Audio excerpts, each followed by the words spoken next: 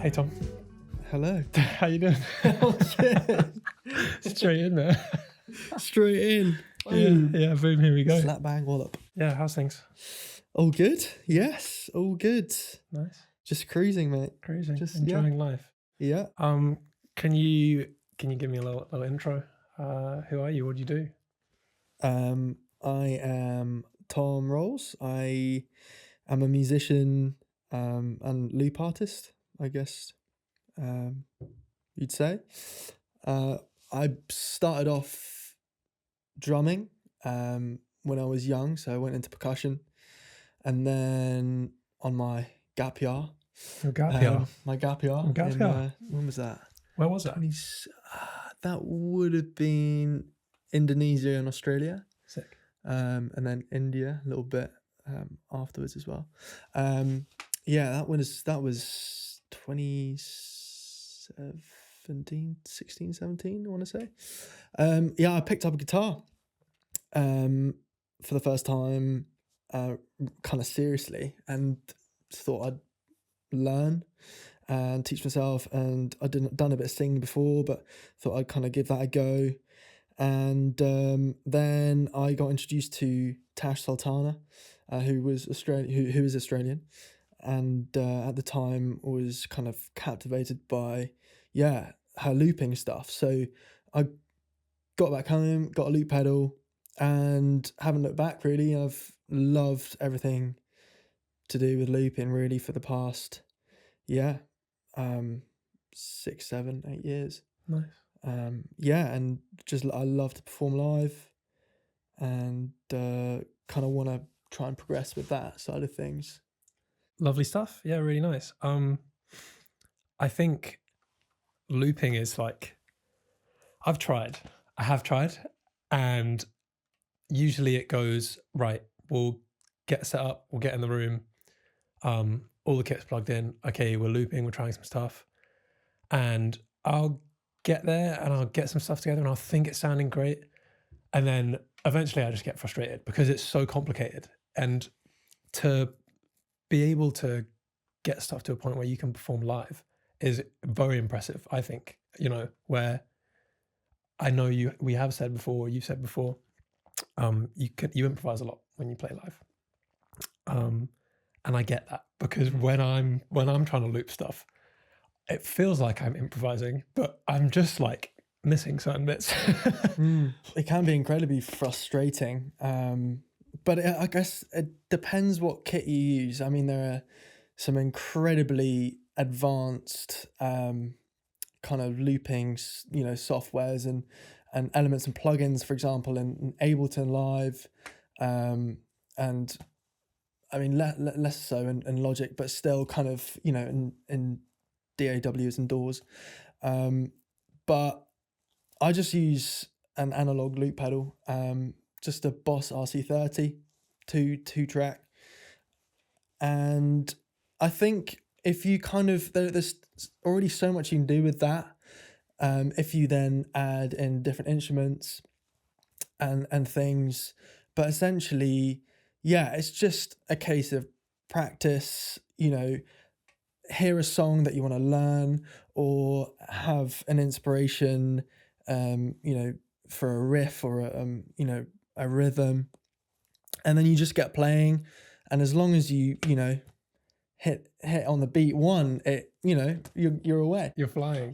So it is kind of a journey of trial and error, improvisation, and I've kind of had a play with that, and also Ableton's looping feature, which is amazing, and that's something else I'd want to go into in the future, because it allows for so much more creativity and instrumental input.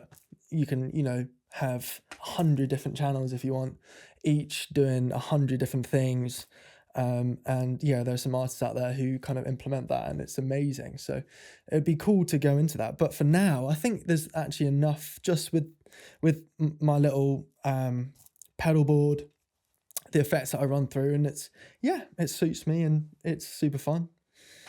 Nice. Yeah, I think I have the RC30 as well. It's the two track one. Is it red? Yeah, Yeah, it that's what is. I've practiced with a bit, and like have this little electronic drum kit and stuff. And yeah, I mean, you know, anything takes commitment and time and practice, and that's probably where I just, you know, I gave up. How long have you been looping for? I know you said Tash Sultana was an influence in 2017. Has it literally been from then you've been trying stuff? Is that how long it's taken? 7, 8 years to get to the point you're at now? Yeah, round about that. And at uni, I kind of tried to. I veered away from looping a little bit and went down more of a. Well, I went down a percussive kind of route at one stage, and then switched to voice and focused on singing and vocals, and then towards the end went back to looping and tried to combine everything together. So melody and percussion and kind of digital and analog instruments as well. So yeah, 8 years, I reckon, that kind of amount of time, you know, dipping in and out of looping. But it's definitely something I want to develop in the future. Nice. And you do loop, but that isn't like your brand. I don't mean it like that. I don't mean it is your brand, but it's not like the only thing you do. You're a multi-instrumentalist, and you play. I would call you that. You know, compared to me, I play some guitar, right, and I sing. I'm not super technical with what I do, but I think your singing, your guitar, your drums. There you go. That's multi-instrumentalist enough for me. How many instruments do you play? Oh my gosh. Well, a guitar. I don't really count that somehow. It feels kind of cheating because, first of all, I'm rubbish with guitar tab. Like, you know, reading music at the even most basic level, I'm like, you know, I get a brain blank basically, and I can't function like that. It's just kind of, I learn a couple chords, chords that I like, and I just kind of play them up and down the neck. And in terms of, you know, as far as soloing's concerned, just pentatonic scale and bit of improvisation, kind of what works. Sometimes, you know, I might play quite often actually, play a kind of, you know, a bum note. But it's, yeah, I don't know. It's one of those things that I massively respect, and I don't know. I don't see myself as a guitar player as such, but it really like fuels my songwriting and my live stuff, and I love it as like you know, the basis of structure for tracks. And then drums, I'd say like drums is definitely the one that, you know, the instrument I'm most comfortable with and have been doing for the longest, since I was about 7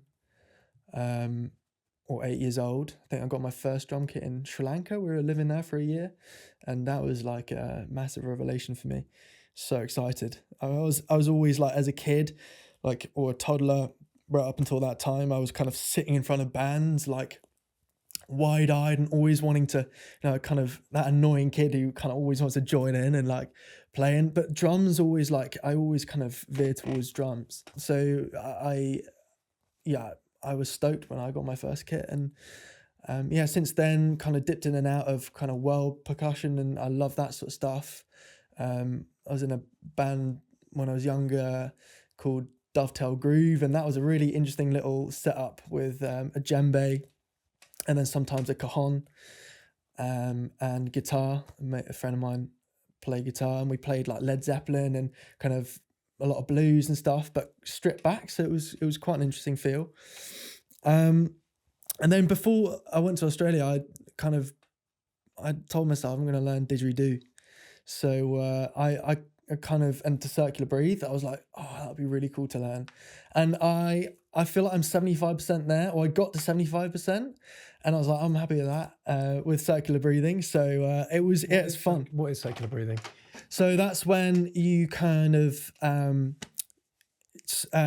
you control your breath so that you play a constant note. So if you hear a didgeridoo being played in, you know, a professional kind of situation, you hear it. There's no like kind of breaks where musician is taking a breath. It's kind of you store the air in your cheeks, and then when you run out of breath, you blow that bit of air out into the didgeridoo, and then that gives you time to take another breath. So it's it's a really interesting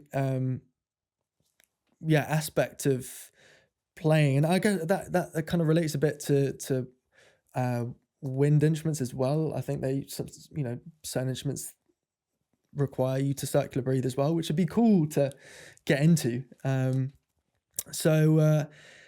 mean, and then just other things like keys, like dabbling again, just I love it, but it's one of those things that is based on feel rather than technicality or skill.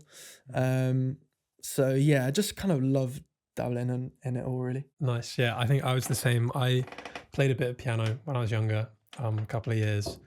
Have played the guitar for as long as I can remember, but I wouldn't call myself a guitarist. I have a few guys who play guitar for me. Liam Fowler is one of them, and then Ruben Gower, who's featured on some of my releases, and then my dad as well, who's featured on some of my releases, which is really nice. But I never feel like I can do a riff or the rhythm quite the justice as someone who's got that technicality nailed and down and like knows it from a young age. But where do you find like your influence comes from? You said when you were younger you would watch bands wide-eyed and just really wanted to get involved and get your first kit, and where has that come from, do you think? Well, my dad's always been massively into music. He doesn't play an instrument as such, but he always really appreciates the music that he likes, and he has influences from all around the world. And I think it's started from him playing his favorite artists, like Radiohead was one, and then Tom Waits is another, and telepop music, which is kind of early, I think 90s or early 2000s electronic group that was kind of quite percussively based, and kind of everything from that time as a child. I tapped like really annoyingly in class all the time on the table. Like I was just always kind of had that urge to get the rhythm out of my system. And I think, that was where it came from. And then also I'm quite a sensitive person. So when I hear a song that moves me, it's nothing else comes close, really. If a melody sounds right, perfect, it could be any artist. But if it kind of strikes an emotional chord within me, then I get this feeling, and I feel like it's a feeling that nothing else out of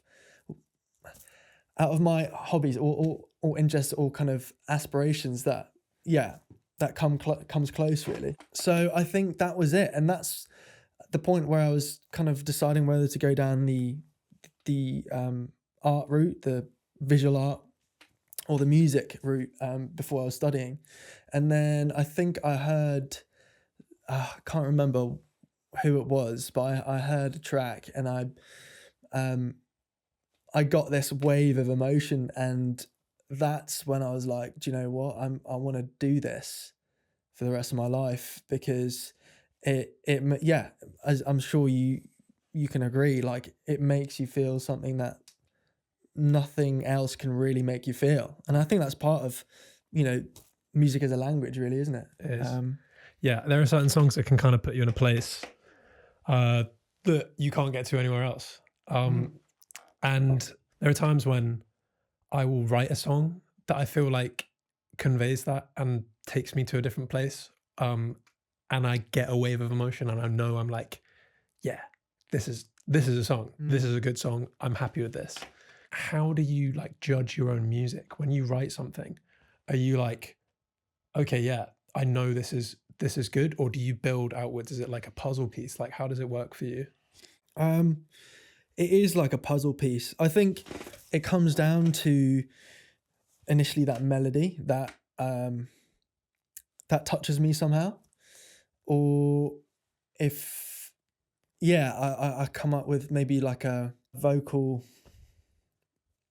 line that touches me, or kind of that I relate to in some way, and then it just builds up from there.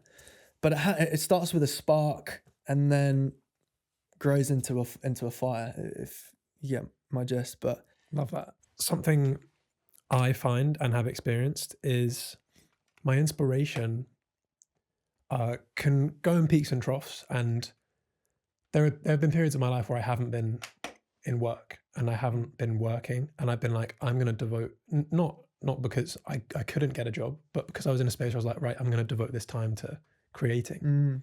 And sometimes doing that, my creativity is at its most stagnant point. For me, I feel like I have to be living a life, and I have to be working, I have to be experiencing things, I have to be going out and seeing people. I can't easily just lock myself in and just churn stuff out. I think you have to have something to draw experience from. What is your feeling about the balance of, work-life music? How does that work? Work-life creativity, where is that balance? Oh, wow. Well, I think you're so right, and I agree totally, in terms of if you try and force something, or you put time aside for something like music, it doesn't come naturally. It's like if you're looking for something, it could be anything. It doesn't have to be music. If you're looking for something, it's unlikely that it will come straight away, or it might not at all. But if you're kind of going about your day, that's it. Yeah, absolutely. Well, that's it. Yeah, I swear, my experiences mostly with relationships have been like, when I'm looking for something, nothing comes, and then you stop looking, and then it's just like, oh, cool, and then you're there. It falls into place, exactly. And music is the same for me anyway. Like, I could, have, at the same time, sometimes I could have a million things to say, or all sorts of emotion that I could go into writing a track, for example. And it's like that white canvas fear, blank canvas fear, sorry. As an artist, putting that first bit of paint on can be terrifying. And if you got so much to kind of convey in a song, you don't know how to quite put it into words or into something creative like that. So sometimes, the past 2 years, there's been periods where I haven't felt very creative, and maybe that's me just kind of pushing emotion to the side and being like, do you know what? Like, I actually need to be in a different place to be able to fuel this emotion in the right way, in music. But I think the most important thing is to feel comfortable. Like, if you're comfortable in yourself, in your work, you kind of work situation, work-life balance, that's when the creativity for me comes, most simply, and in the easiest way. So, making sure that, you got obviously money coming in, you kind of, your relationship's all good. Money helps to support the production of things as well. It does, like push and promotion of things. So it is important. Yeah, absolutely. And I think, your social life is good. I think it's, it needs to be, for me, a nice balance, and then the creativity comes. And that's what I've come to understand is the best way that I. Yeah, it's taken me a while as well. Yeah, it takes you a while to get there. Like, as I said, there periods through COVID where I was locked in and I probably could have been working somewhere, but I was like, no, I'm going to record. And sometimes you do push stuff out and you do get bits of influence, but it never feels like the natural flow of things. The easiest songs that have come to me come when I'm in the flow of life, and I'm living and I'm doing and I'm seeing people, I'm working. I might even be working 60 hours a week. But I'll get this idea on the way home, and it'll just like a whole song will flood out. But then there'll be 2 weeks where I'm off and I'm not doing anything. And there's just, the cogs aren't turning, the juices aren't flowing, Yeah, absolutely. It's funny that like kind of work-life balance as well, because sometimes, I don't know about you, but that's if I work 60 hours or whatever, and I try I try and do something creative, that's a no-go for me. That's a massive, I'm just like, no, Yeah. I'm not even gonna try. It's not gonna be, nothing productive is gonna come out of it. So I think it's, if I work too much, like for example, surf instructing, that's what I've done for the past seasons, since 2015 or whatever.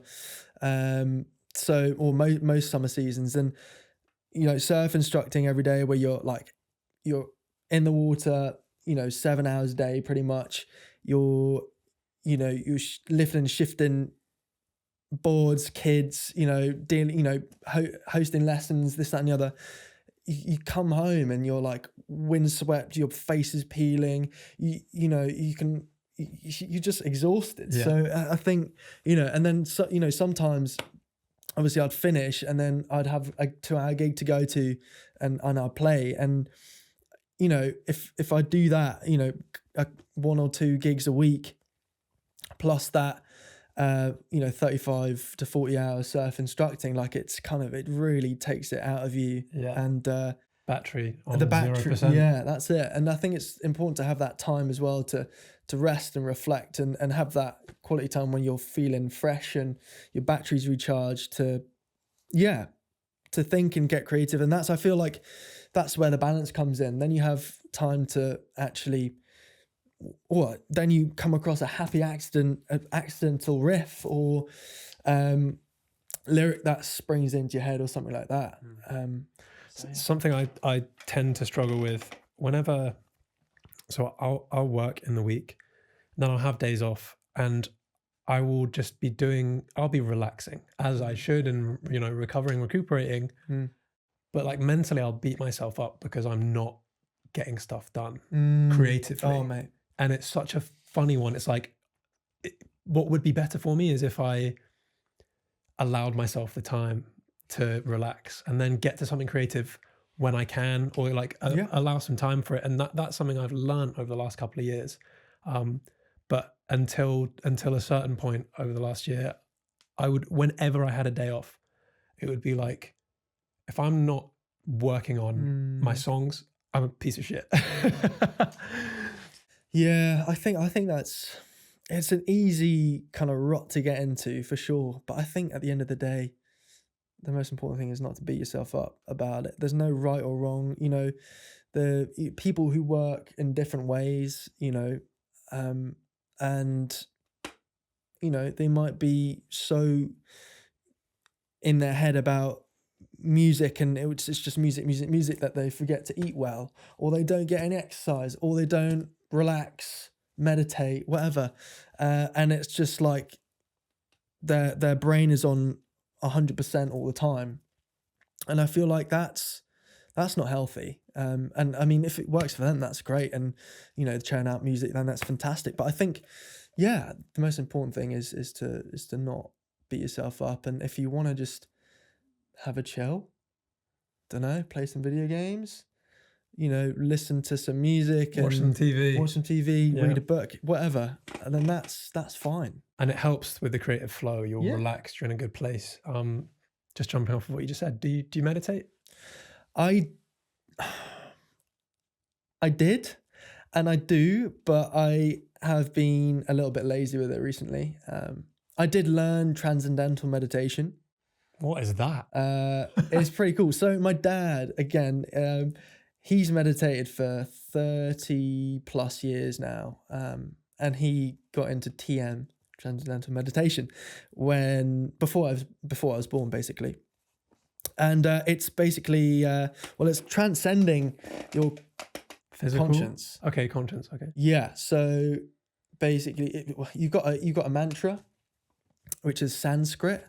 I know it's all quite. So Sanskrit is Egyptian? No, that's hieroglyphs. So what is Sanskrit? So it's one of the oldest languages out there, and they're based on sounds, like vibrations. And you get given a mantra that no one else can know. Who gives it to you? The practitioner, who teaches you what transcendental meditation is. So it's a course basically, and you go for a certain amount of weeks and you learn about it, and then you meditate, and then at the end there's a bit of a ceremony. You get given your mantra, and then you get sent on your way, and then you can kind of meditate. But I think there's meditate, you know, in one form. I mean, there's so many different forms of meditation, isn't there? You can use your breath as a mantra. You can, you know, do meditation that's related to yoga or this, that, and the other. But I feel I got into it through exams because I was super stressed. And before then, I tried it when my dad kind of edged it towards my way, and I wasn't interested. I was like, nah, I can't sit still for 20 minutes doing nothing. What do you mean? And then I thought I'd give it a proper go and do this course. And it was great. And I feel like it does slow you down, and it does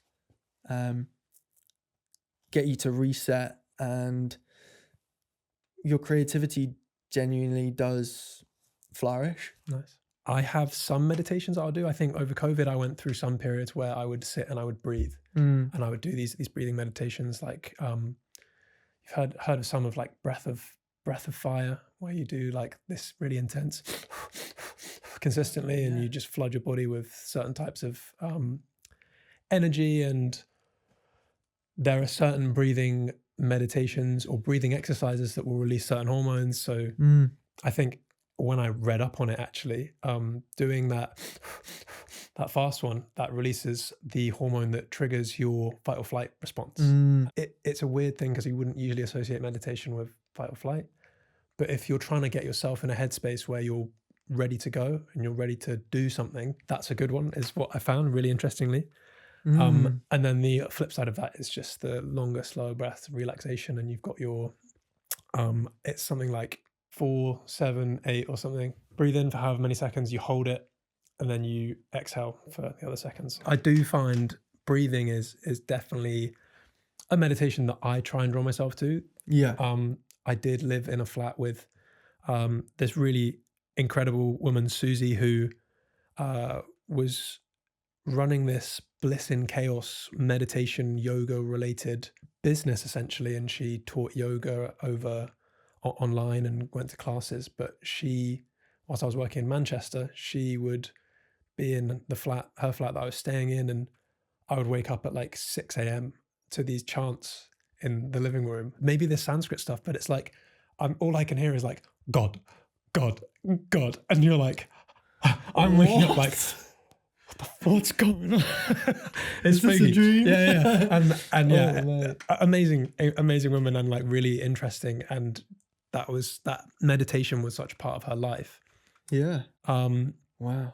Something I find in relation to performing, how do you get yourself in the headspace to perform? Is there breathing and meditation that comes into that? How do you get yourself in the like, okay, I'm not nervous, I'm ready to go, I'm going to smash this out, I'm not even thinking about it? How do you do that? A couple beers, mate.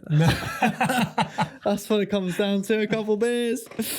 No, not sometimes. I mean, it does definitely wet the whistle. Yeah. But I think it really depends what you're playing at. Like if it's a proper sit down concert, I feel like, yeah, just some basic breathing techniques will do the trick. Well, actually, no, it won't do the trick, because when I feel nervous, everything kind of seems to go out the window, really. I'm the same. Yeah, so I think adrenaline kicks in, and I think it's the same or similar to the, first mark on the canvas kind of idea, whereby as soon as you play the first chord, the nerves subside and you get into the flow and you just roll on. But yeah, if it's background music or it's a really super chill gig, then there's almost no nerves, and it's you just kind of look forward to being able to jam and play. But Yeah, I think it depends. I don't know. Maybe I should meditate. Beers or breathing sounds like a good one. Yeah, I mean, a lot of people. A friend of mine. I remember we were road tripping. Well, we road tripped to this festival in Wales called Lost Cove Festival, and yeah, my mate Sam. We were in his van, and he was about to play, and he did the most amazing vocal warm up exercises and breathing exercises. I was sitting there, I was, I don't know if I played before or after him, um, but I was thinking, God, I'm so lazy. Oh, I'm so, what have I got myself into? What sitting there watching him do this amazing kind of warm up routine before his set. And I think as well now you see them, these artists or musicians doing all this prep for their performances and gigs, and it's quite amazing to see. But it's always a bad habit for me to just ignore that and just go straight. And I should probably do a bunch of breathing and bunch of vocal warm up exercises beforehand, because you can do some damage to your voice. I've found out. So I don't want to go down that route. So Yeah, you want to be able to sing in 15 years' time. yeah. Like one of my university lecturers, she had recently had an operation on her vocal cords, I think, or her throat, because she was a wacky singer, and I think she busted something in there that shouldn't have been busted. I'm concerned now because I can really I'll push it with my voice, and I'll get to the edge of my range, or even power. There's a difference in, it's not necessarily the pitch, but it's the power and the force at which I'm pushing out a note. And boy, have you got me scared now. Well, I think, to be honest, if something feels wrong, if you feel like you're straining your voice massively, then obviously, I don't know if there's wind it back, something. dial it back a little bit. But I think if everything feels fine and you feel comfortable in what you're singing, then I think it's no problem. But I guess it's always in the back of my head, should I, if I'm hitting some quite high notes, should I be, warming up my vocals? I probably should be, but I don't know if it actually makes a difference. You got your head voice and your chest voice. I often, if I go to a certain, I struggle belting, a lot of people can belt. I can't, I struggle to do that. My voice cracks and it goes all crazy. So I always go into my head voice. Okay. I'd probably say I'm a bit of a belter. Yeah. I'm a combo. I don't know. I float between them. But. Yeah. Well, yeah, I think it's down to, I guess, first of all, what your vocal style is. I mean, I've got quite a high voice, so I sing naturally at quite a high range, but it's each to their own, isn't it, really? And then you see these metal singers who are screamer, and what they're doing. I wonder if they've got some wacky warm-ups that they do. It's wild. Surely they don't warm up. Surely that is the result of not warming up over the last 15 years. Well, I do have this thing that has helped me, not just necessarily in performing, but it did help. So I supported Marty Pello, which is a really fun experience. And the week before that, I was in Greece for a wedding. And my girlfriend Susie was talking about challenging fears, and she'd listened to this podcast that was about removing yourself from your brain, and where, as far as if you feel anxious about something, you can kind of lock it in place and take a step back from it by referring to it as a kind of a second body, or its own entity essentially. And it's like this chimp theory. I think I'm completely butchering it, but the idea is, when you are feeling anxious or nervous, you can acknowledge it and you can say, okay, that's just the chimp that is anxious, and that's fine. Go away, chimp. You're anxious. I see you, but I'm in control of this. Mm. And I coined this phrase because what I was dealing with in relation to fear was I have this thing with open water. Growing up in Jersey, the waters are so safe, but you go further east, southeast, whatever, and there's certain things that you might feel uncomfortable with. I think anyone can be quite concerned in some really deep open water. Mm. And Oh yeah. I was trying to challenge that. And we were swimming out, and how I managed to conquer this like fear in me was whenever I felt that, I would think of this chimp thing. And I coined this phrase that was bitch ass monkey. Yeah. So if I felt anxious, I would say out loud, I'd be like, bitch ass monkey. So I went snorkeling with two of my mates, and we'd be out, and then I'd be like, oh wow, this is pretty deep and we're quite far out. And then I'd see that I was the furthest one out from the shore, and I'd be like, oh, and then I'd go, bitch ass monkey, and I'd swim out further. Oh yeah. And that really helped me. And then the last thing I said before I got on stage at this multi-pillow support gig was bitch ass monkey. And it really does help. It's like it kind of removes you from that feeling of tension and anxiety, and then you say, oh, bitch ass monkey, and you remove yourself from that, and you go and get on with it, and you're just in the moment. And that's really helped me. Yeah, I think, that makes total sense, to be fair. If you take something that is obviously quite serious and an emotional feeling, and then you put a kind of satirical edge on it, like, a comedic edge. Yeah, it changes it. It transforms it into something that you can almost control as well. Controllable, yeah. Something I did want to ask you was your visual art. Yeah. How closely related is that to your musical creation? Can you almost see sounds / hear color, or that kind of thing? I know that's quite niche, but do you have a relationship there with those things? Like, can you paint lyrics in a way? I guess that's what painting is. You can paint things that are words, but is there a relationship? Not yet, but Interesting one to think about. Having said that, a couple of my uni projects, I animated kind of what I was talking about in my lyrics. Basically, I animated the lyrics or elements from the lyrics. But I feel like that uni project, my final uni project, was mostly focused on the musicality side of things, and the looping and the multi-instrumentation, and not so much on the lyrics.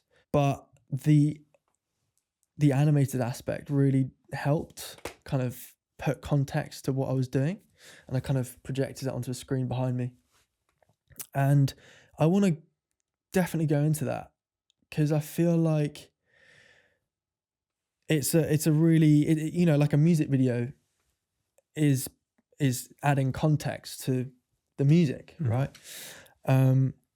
And yeah, I think adding that artistic element of visual art with sound can say a lot of things. It adds to the sensory experience of it, especially something, for example, during COVID, that was a big thing because people couldn't obviously see bands live. So I feel like they relied on other visual stimulants to kind of, or visual and audio-based stimulants to see them through. And I think it is a very interesting combination.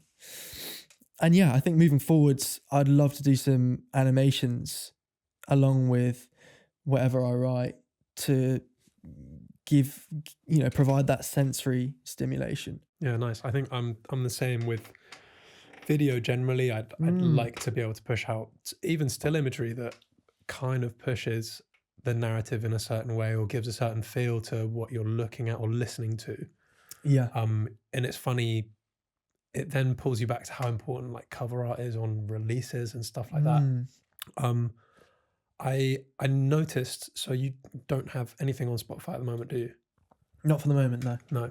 Is that what's the aim with that? Do you reckon you're hoping to get some releases together, some work together? Absolutely, yeah. So I had 3 singles on streaming platforms back when I was at uni, because I had, you know, amazing access to studios and friends who were great producers and things like that. And I was like, right, I'm going to make the most of this. But looking back now, it's very different material from what I would write and release now. So I feel like that was like a demo stage, as it were. And now whatever I'd release, I feel like I've had the practice, and whatever I write now seems to have more meaning, and whatever I play seems to have more meaning as well. And so I'm just waiting for the opportunity to record some stuff, and I've got so many ideas. And one amazing thing as well about the RC30 loop pedal is that you can store 100 tracks on it, ideas, song ideas, whatever you want to write, as it were, and you can go back into them. So I've got. Can you export them? You can, yeah. You can plug it into your laptop, export them, and then build on them, or just use them as a kind of a basic structure to write upon. And that's kind of where the songwriting starts, is that kind of melody, that hook that kind of speaks to you, and then you can hit write, leave it, and there's kind of a load of songs I want to go back into and progress with. So I feel like you can make up. I feel like in some ways I'm making up a lot of excuses of not releasing stuff, because I'm like, I don't have the space, I don't have the equipment, don't have contacts really in Jersey. But I mean, that's BS, really. I think you can write and record in your home, in your room, no problem. What's your experience with mixing and mastering? Do you think you can mix and master things to the standard that you'd want to, or? No. That's the thing. And it's definitely something I want to improve on, because I feel like it's such a valuable asset to have, is to be able to listen back to your material and be like, yeah, that's why I want it to sit in the mix. Yeah. I know what these levels doing, what this compressor's doing here, tweak the EQ. Yeah, that's gonna change this or that and the other. Most of the time I'm guessing.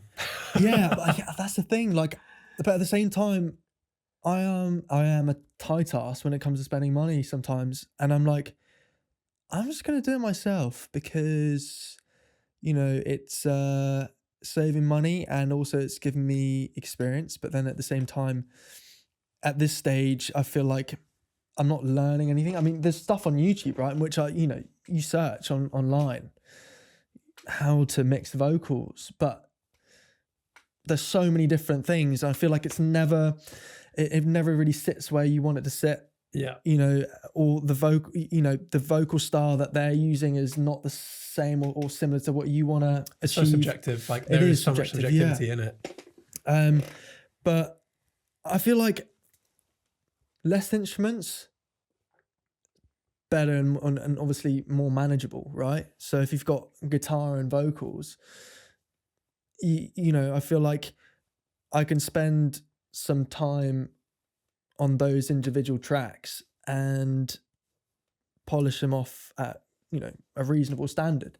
And I think that's what I want to be doing in the near future, is releasing stuff which is stripped back. And because I love my Strat, it's one of my favorite instruments, and the sound and the tone that it uses, and that with voice I think can be very effective. And even without percussion, just like electric Strat voice, playing some stripped back numbers, I think works really well. And probably that's what I want to work towards in the coming months. And then next year when I move somewhere city based, which is yet to be decided, the plan is to make contacts and have that kind of web where I can start thinking about, you know, studio spaces and having access to you know, more instruments and the kind of appropriate space and equipment to record more intricate pieces. Nice. So yeah. Yeah, I think with me, it always felt like, yeah, I don't have the money and I should just do it myself. But then I'll spend like 20 hours trying to get something that doesn't go anywhere close to the direction I want it to. And it's kind of like, okay, what's worth more? Your 20 hours of kind of almost getting somewhere, or a couple £100 Yeah. that gets it nailed. Yeah. And you have that 20 hours to go and, you know, that's half a working week where you've earned that money back anyway. I haven't taken advantage of the fact that I lived with a producer or a couple good production students. Could you reach out to them now? Yeah, absolutely. There you go. What are you waiting for? I know. It's they, you know, one of them, my good mate Ben, helped me a lot, you know, at uni and taught me a lot, and would sit in the studio with me hours on end, tweaking bits, and I'd try and follow what he was doing, but a lot of the time I was like, do you know what's just going in one ear out the other. Yeah. But yeah, I think part of me is always going to be a bit stubborn, or has been stubborn to the fact that whereby you write something, and with me sometimes if I'm so inspired by something, I'll bash out in a couple of days. You know, I'll bash out a track or two in a day, and it's just like this overwhelming snowball of creativity, and then I listen to it too much and then I fall out of love with it, and I'm like, do you know what? No, Yeah, that's it. I think for me, and how I've tried to explain this to people, right, is actually, first of all, something that we didn't do is cheers. Cheers, my friend. Welcome. Thank you so much. Yeah, lovely beer. It is really nice beer. Yeah. Oh. Ghost chip. Yeah, let's just turn those around. It is delicious. Favorite beer. Something I always say, and I edit a lot of video, right? Yeah. Is visuals there's instant gratification and instant confirmation that something looks good. I think, like, you know in your eyes if something looks pleasing or if it doesn't. Whereas audio, I don't know, for some reason when I'm creating and trying to shape audio in a certain way, it's so subjective, and you can there's something about, like, I can't remember the term for it, but it's how you adjust to reverb and spaces, and you can slap a load of reverb on something, and you're working away on it, and then you can make adjustments. You go back to it, you do another adjustment because you've been working with these headphones on for a couple of hours, and then you come back to it. You go away, you come back to it, and you're like, this sounds horrendous. There's so much there's so much here that doesn't need to be here. And that's something I struggle with compared to visuals, compared to like art or video or photo. You don't know immediately if you've nailed it. It's like, I feel like there's so much to tweak and add. Yeah, absolutely. And then you listen, I don't know how many times you export or bounce your project to listen on your phone, In the car. smart speaker in the car, you know, headphones, but they all sound so different. And it's like, yeah. Which one's the real one? No, that's it. I think what I've come to realize is most people, annoyingly enough, listen on their phone. On these awful phone speakers. Yeah, exactly. So if you can get it sounding good on awful phone speakers, then I feel like you're on a home straight. straight. Yeah, nice. Yeah, I think I agree. It's just getting it to that It's point just, where it does sound good on a phone. And I have battles with it, and there are times when even just trying to mix just a vocal and a guitar, like there's something that I really struggle with, and then I'll try and add bits in to try and fill things out, but it's tough. It It is is, really yeah. difficult. So, you know, it loops back to like, you know, if you can get someone else to do it, get that weight off your shoulders, I think. Yeah, 100%. I feel like even though it is frustrating, it is all a learning curve though. It's all adding to experience. Yeah. Have you heard of Udemy? No. It's like online learning. Okay. I used it for some video editing software, but I've downloaded a few mixing related things, a few mastering related things, a few production related videos, and there's still that I want to be able to do it myself, you know, because I feel like that gives this extra level of this is your art, this is how you got it and how you wanted it to be. Maybe not how you wanted it to be, but it's how you shaped it. And hopefully I'll get myself to a point where I do feel confident enough to get things to a level that I want to push out. What I struggle with, YouTube and Google, there's so many documents and so many videos that tell you certain things. I think maybe it is good to find like one whole course that gives you start to finish a certain route and certain like do's and don'ts, rather than dipping into different bits. Like get the fundamentals maybe and build from that. And then if you agree or you find something else that changes over time, at least you have that base to kind of fall back on. So yeah.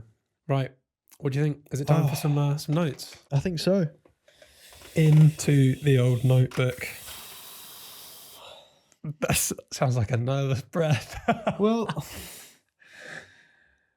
it is in a way because I've got all sorts of funny things I think in my notes. First place to start, scroll down to the bottom. Let's see, like go for some of the oldest stuff.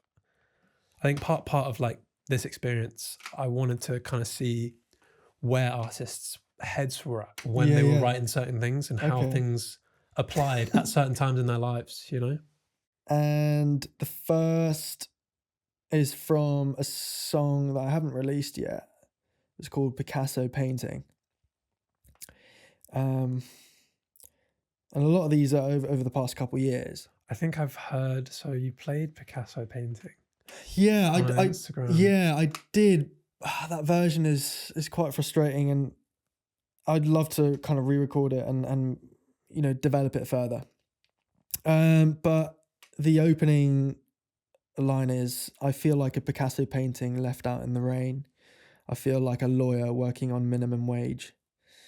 And I just thought, I don't know what you take from those lyrics, but it was quite an emotional song, and kind of feeling a bit, you know, taken for granted. Yeah, giving more than you're getting. Yeah. So yeah, like the Picasso painting left out in the rain, kind of something obviously very valuable and almost like a masterpiece that's just kind of discarded. And then obviously, yeah, a typical lawyer works super hard, or you know, can be involved in very stressful situations, and then, you know, them getting like £8 an hour, whatever. And my girlfriend's a lawyer, and the thought of her at £8 an hour is really funny. Can you imagine?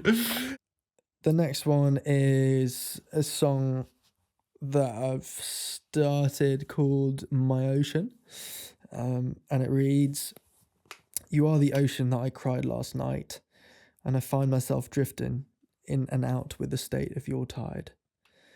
So my lyrics, I look for metaphors in a lot of situations. I feel like I mentioned before, I'm quite sensitive, so I think quite poetically in certain ways, and I love representing elements, or kind of the elements of day-to-day life with situations or personal situations. And obviously I'm quite close to the ocean, so the aspect of taking the ocean and making it a kind of emotional space of it being unpredictable and you know, providing pleasure, but then also being rough occasionally, and having that element of being up and down kind of spoke to me. Yeah, I think I draw a lot of influence, especially being from Jersey, from the ocean. Yeah. A lot of my lyrics will be ocean related, island related about this space? I guess it's about my girlfriend, and she is the ocean. And so it's something that I love and I respect massively.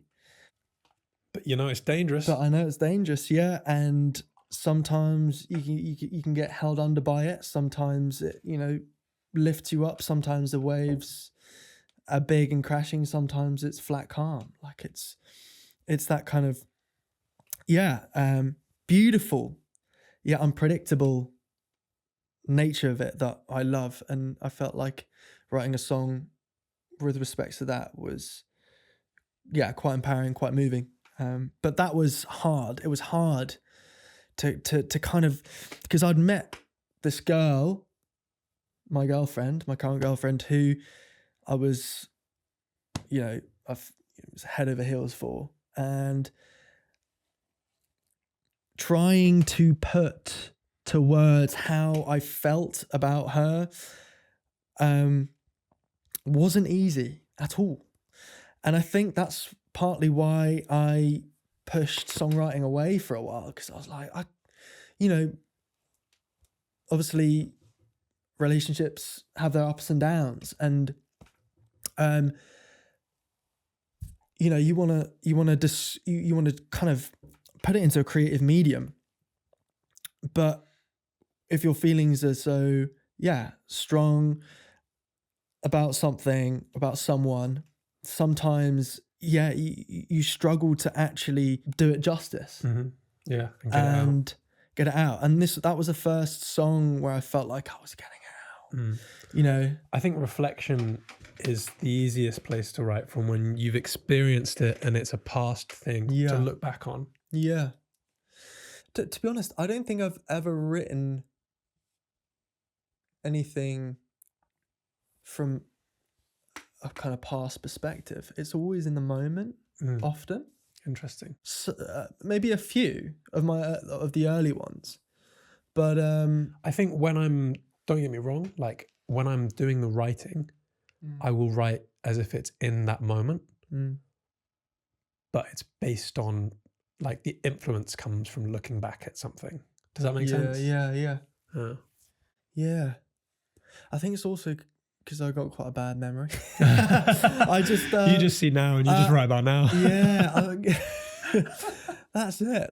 Something that touched me was when you previously talked to me about writing from another person's perspective, which, I mean, I've never done before, and that's an interesting way to feel different emotions, and ways of progressing the music side of things and the lyrical side of things. Yeah. No, really cool. I think that's probably one of my go-to tools when I'm writing a song, is like find inspiration outside of myself. Yeah. Like find it in a story, an idea that I can completely make up. Yeah. Or in one that I've seen through someone, put myself in those shoes, try and be that person, but it isn't me, and it kind of gives you the freedom to imagine things in a way. Yeah. I'm going to give myself a goal of doing that at some point. Definitely, really definitely cool. try it. And your hip hop stuff, your rapping stuff, like, what was your influence behind that? Like, how did you get into that?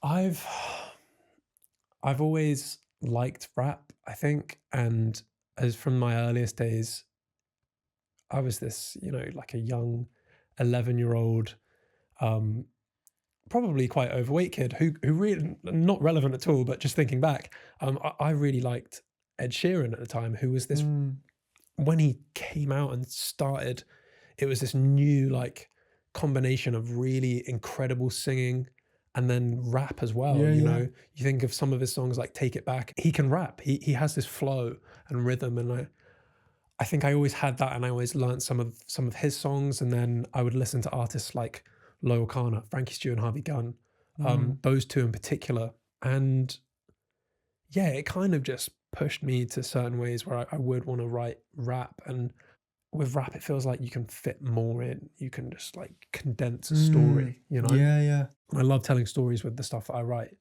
So like, narrative generally is something that I try and push. If Mm, there's not like a clear beginning, middle, and end, it's probably not a song that I've poured myself into completely. mm-hmm. Um, but yeah, I think I kind of pulled from those influences, those guys, and found myself capable of writing and moving as well. I think there's a lot more energy to rap because there's Yeah. a certain BPM that I like to float around, which is like between 90 and 95. Mm-hmm. Anything outside of that, you have to kind of slow it down. But there's this energy to this like 90 to 95 BPM where you can just flow with it. And Yeah. like that's something I love doing. Yeah. So Oh, yeah, and I explored that, and I've written one rap song, or I've released, sorry, one rap song, yeah. um, which I would say is traditional, more traditional rap. Whereas Angel, there's some rap that features on it, but Ain't Gonna Stay is this rap song Yeah. that I has two love solid it. rap verses. And yeah, there's loads more that I've got, and hopefully I'll release a bit more. And yeah, I think I rate it, I like it, and I feel like I can tell a different thing and use it as a certain tool, or tell a different story using rap. Mm. Have you ever used rap? Um, I feel like I'd love to, but I don't have the right voice for it. Like it's just, um, yeah, I love hip hop, Mm. like golden age hip hop. Um, absolutely love and kind of fuel a lot of my percussive elements from. Um, but yeah, I haven't kind of thought about rapping myself.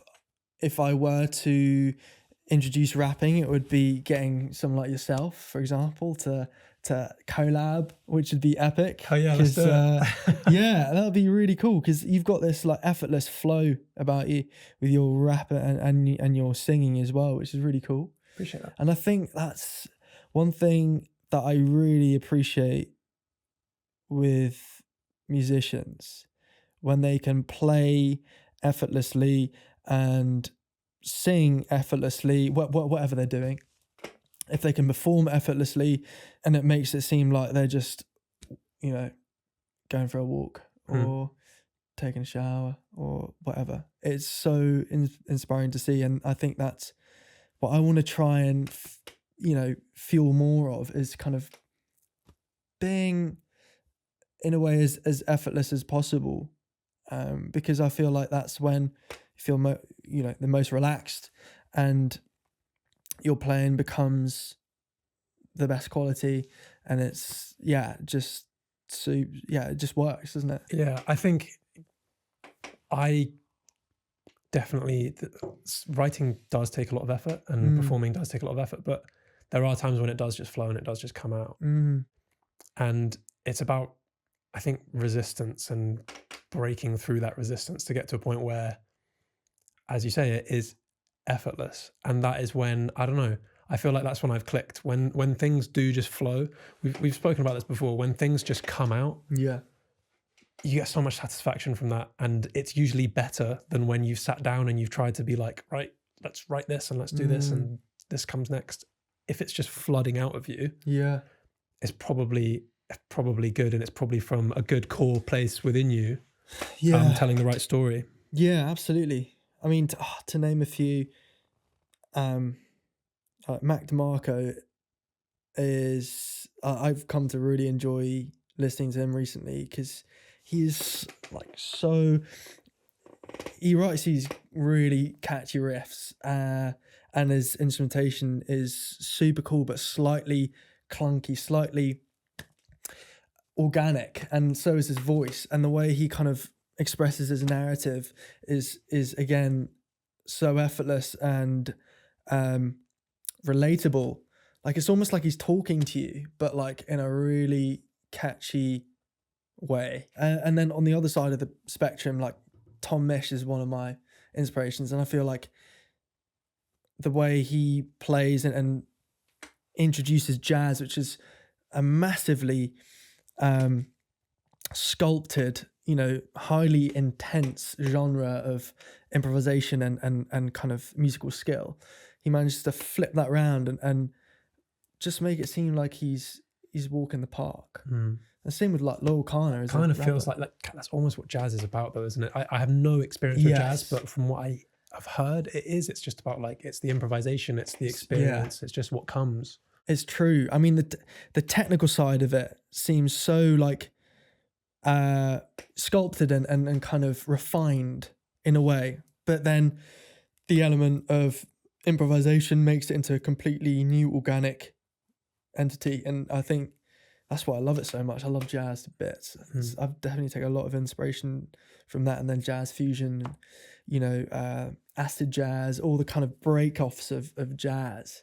Like, I would love to form an acid jazz band and play drums, like in London or whoever knows, what Paris. acid jazz sounds like, so we'll have to explore some of that after this. Yeah, I mean, it's hard to explain, but I remember at uni there was a band that a drummer friend of mine was in, and yeah, they would just set up and they'd just improv. They would just play. It's not like obviously contemporary jazz where it's all like dissonant chord progressions, completely wacky out, far out kind of motifs and stuff. It's like it's classy, slightly strange and deranged melodies that flow in and out of each other, and the rhythmical side of things is ever changing as well, and massively inspired by improvisation and just I mean, I'm going off on one here, but I love it. I love it. Yeah, it's when you kind of switch off to something that is so organic in its own way that you can just I mean, there's all sorts of influences that come through in it, like world music and all sorts. There's something so different about experiencing something that is improvised. Like you're experiencing it there. You know what I mean? You're not experiencing a rendition of something, but you're having that purely like individual experience at the end of the day. And there's something so artistic about that that does feel different than just playing a version of the song that you've nailed. But that's kind of what I go for. I haven't quite explored the improvisational side of things yet. I do have a habit in looking over here. Yeah, which is fine. That is fine. I just wanted to check that you weren't like staring into the camera like, staring into my soul a little bit. All right. Okay. So then let's go for some voice notes. I think we worked. I'll give you one more of mine. Just a note. This is, excuse me, miss, is your second name Fortune? I think I know you very well. I saw you at the door and I've noticed you before, but now I think I'm caught up in your spell. Oh. And the idea there is this woman being called Miss Fortune. Yeah. It can slip past first, but very clever, my friend. Yeah, thank you very much. Very yeah, clever. Sometimes like wordplay is fun and like trying to find a way to fit those kind of things in. Yeah, it's satisfying to pull it off. 100%. I think when you hit the nail on the head with just a line or two, you feel like you've achieved something. It's when you can say the most with saying the least. Yeah, it's great, isn't it? Like I got one more thing to read. Nice. So, my head's in my hands this time round. We cry all night till we break down. How many more fights must come around before our love makes its way into the lost and found? Oh yeah, that's the shit. Nice. I feel like I was just like, that just says what it needs to say, really. Have you put that in a song? I have, yeah. And it's just it's kind of the section of the song where it's homing in on obviously the shitty bits. excuse my French. But there are positive bits in the song as well. So it's kind of that balance of, it's almost like a wave of positive, negative, positive, hopeful. Yeah. And yeah, but I don't know, I just felt like that bit kind of encapsulated everything in kind of a line or two. Not everything, but that particular section. Yeah, nice. Yeah. All right. There you go. Let's go. Yeah. Voice note roulette. It's time.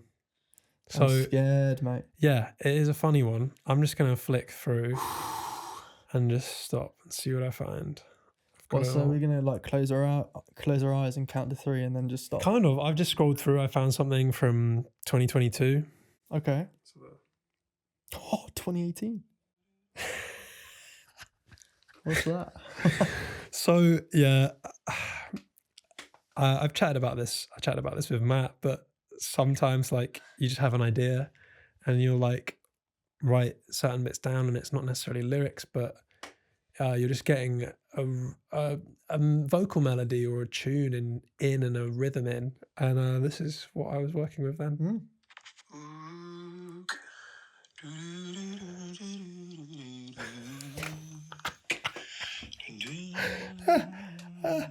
I love it. It is so funny finding like that's the worst thing to start on, because how can we pick that apart? But it's interesting how like sometimes you don't hear the words, you just have like a feel and a rhythm and like this slow like moving feel of something that you want to get down, and you want to have some way of recording it. And so this is a question for you. Do you start then with a melody and then write the lyrics on top of that, or does it depend? Do you start with lyrics sometimes? I think I'd probably start with a chord progression and the melody flows into that. Sometimes just the thought, like an idea can pop into my head and I'll write that down, but usually it's like there's something that's inspiring the words. There's a feel to certain things that make me feel like, okay, this is how I want to write it for this thing. And it's also interesting breaking down in what way you want the lyrics rhythmically to sit on top of the melody. Yeah, no, I agree. I think sometimes more with the rap, you come into thinking about like the rhythm of lyrics. But yeah, generally it's music first inspires the thought for lyrics, but I'll then pull from ideas that I've had lyrics just written down. Yeah. You know? Yeah. I feel like certain song ideas, certain melodic ideas played on guitar or whatever beforehand just set you up for the vocal part straight away. It's a no-brainer. You're like, that works really well. That's, sits really nicely underneath the narrative that I want to express. This one is called Jealousy. Okay. I feel like it probably starts with me humming again. Is this like a song idea? Yeah, I think I've written it over some stems. That's me trying to get the right rhythm.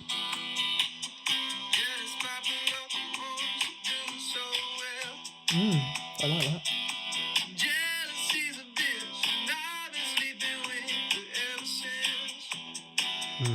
I think this is like,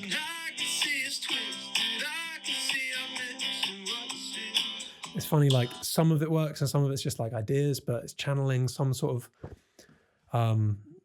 it's got like a Kings of Leon. There is a vibe to that. Yeah, I know what you mean. Really I cool. think it's probably influenced by Sam Fender. Oh, Sam Fender. I feel like it was probably, so that's 2021. That would have been like when he was first coming around. Yeah. There's maybe a Sam Fender influence in there. Nice. But I quite like some of that.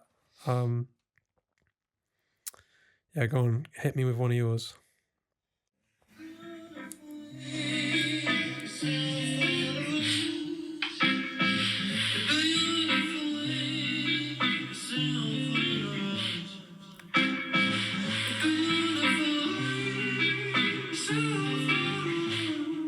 Oh, I love it. I don't know. So is that from an idea that you've recorded and added effects to? Is that coming from out a speaker, out an amp?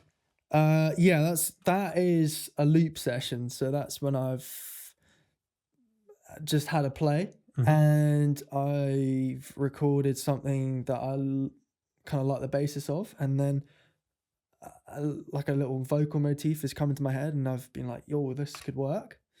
And that would be saved in my loop pedal, so I'd have to find it. But then I could kind of go back into it and then use that motif and then start building some lyrics, and then it could, gain a structure and stuff. Nice. I love that. I really like that. That's really Thank nice. you. Your turn.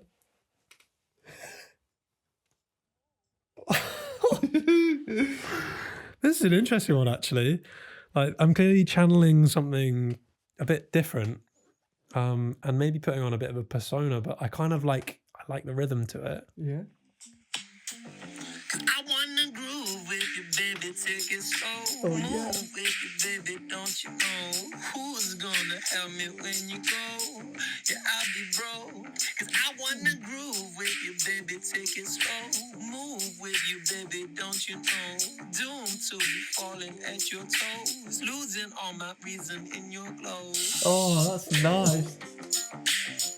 You know what's funny is like Proper it's such like sing vocal style. really naff Logic sequencing. It's like if you listen to the like instrument parts on that, it's just like really basic, like copy and paste kind of stuff. Do you know what I mean? But there's a vibe there. Do you know what I mean? There is a vibe there. That's an interesting one. Do you know what? That's, am I right to swear? Like, Yeah. I mean, I've been swearing away. Fuck it. I haven't sworn once. That's actually surprising.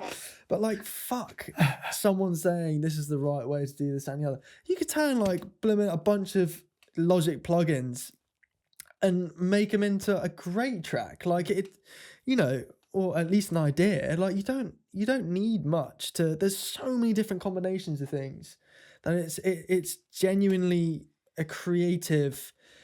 It's a creative limitation to think that something isn't good enough to be used. Yeah. You know? Exactly. Or like this is the right way to do this. Or I'm a strong believer in the fact that if it sounds good, then who cares how you make it, And I think a similar going back to mixing and like mastering and stuff like that, like if it sounds good, then you don't need to mess much with it, because essentially you've got what you want, and you've got the goal, you've hit the goal. I think that's it. And in terms of creating, most of the people who are going to be looking and watching your stuff and interested in your stuff aren't going to have the faintest idea about the levels being tweaked the wrong ways, or the compressor not kicking in right here, or they're gonna vibe on the product, and if you're happy with it, the chances are that they're going to be happy with it. Yeah, exactly. No, I completely agree, and it's good to relinquish that complete technical perfection sometimes. Definitely. And like I said it before, like sometimes it adds a flavor to it when it's not technically perfect. Yeah, exactly. And I think just the excuse to create and post and kind of share your ideas with the world is one of the most important things you can do as well. And it's good to not limit yourself in like, okay, I can't share this because it's not good enough. I think sometimes you just got to get it out, maybe. Lord, what's this now?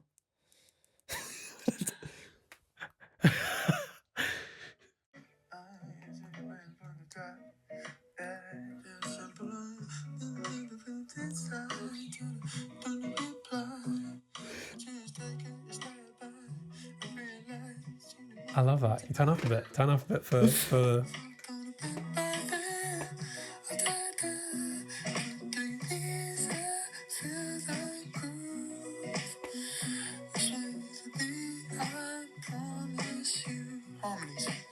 harmonies. Nice. Yeah, I do that too. It's like, okay, bring it in.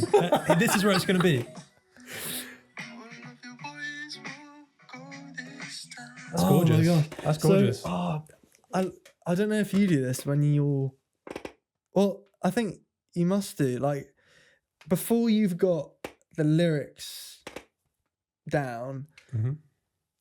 do you like almost mime or kind of make up sounds that sound like words but aren't quite words? Yes. Like- And I was going to say, like, listening to that, there's like a delicacy almost to the vocal.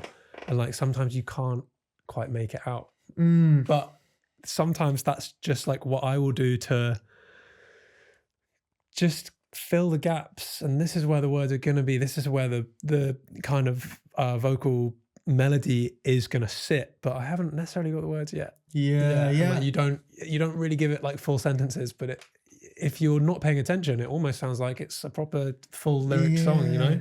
Okay, I got one here. I got one called Stupid. It's called Stupid. Give me something. I've been trying not to lose control and give me something.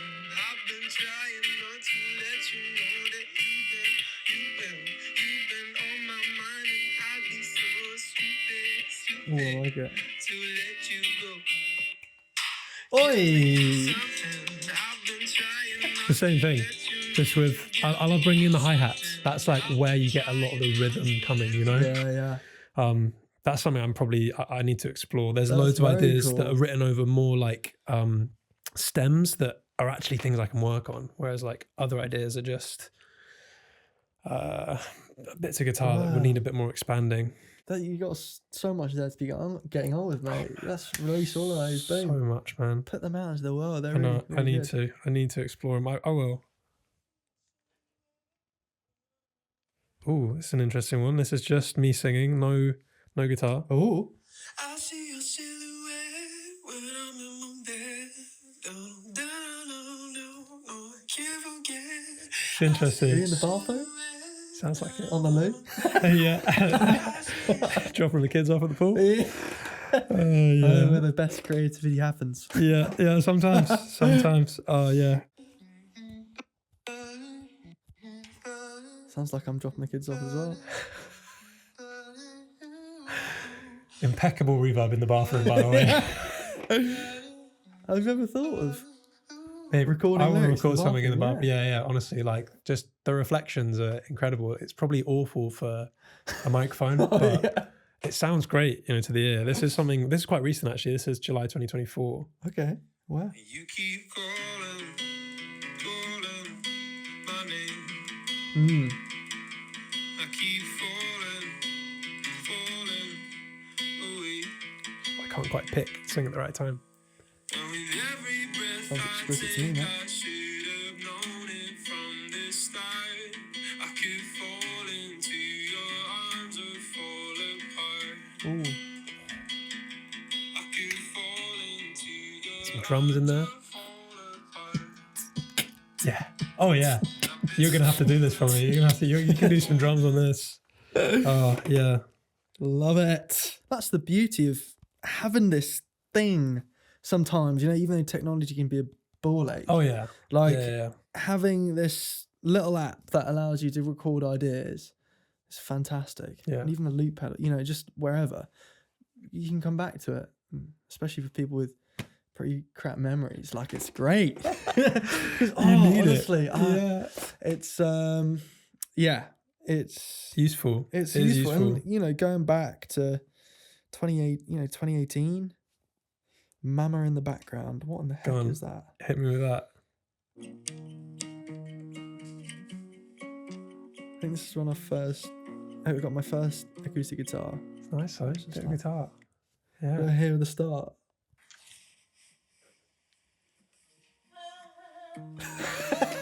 That's why it's called Mama in the background. Oh my gosh. Ooh, you'll appreciate this. Oh, go. I think this is called Tide. Take me home, get me alone. Don't miss about, I know you want me on my own. Pull me off stage and we could get undressed and fall into your bed. And wake me up at 6 o'clock. You can't sleep, I know, cause we do this a lot. Give me that stage, run your fingers through my head like you did when we first met. Oh, I wonder where that goes. We do There's stuff to how- explore there. How are your lyrics so refined if that's just an idea? I'm so confused.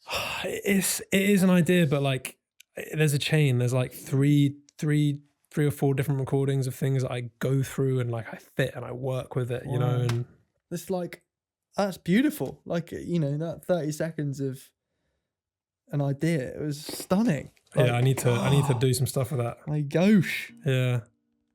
Oh, Some of these things like I have tried to do things with and it just like it doesn't translate when you record it, you know. yeah. And that's it. Vibes. So this is me and my housemate at uni, Ben. He's on keys and I'm on drums, and we did 3 jam takes that we just like played. Oh, I love it. This is the sort of stuff that I love. And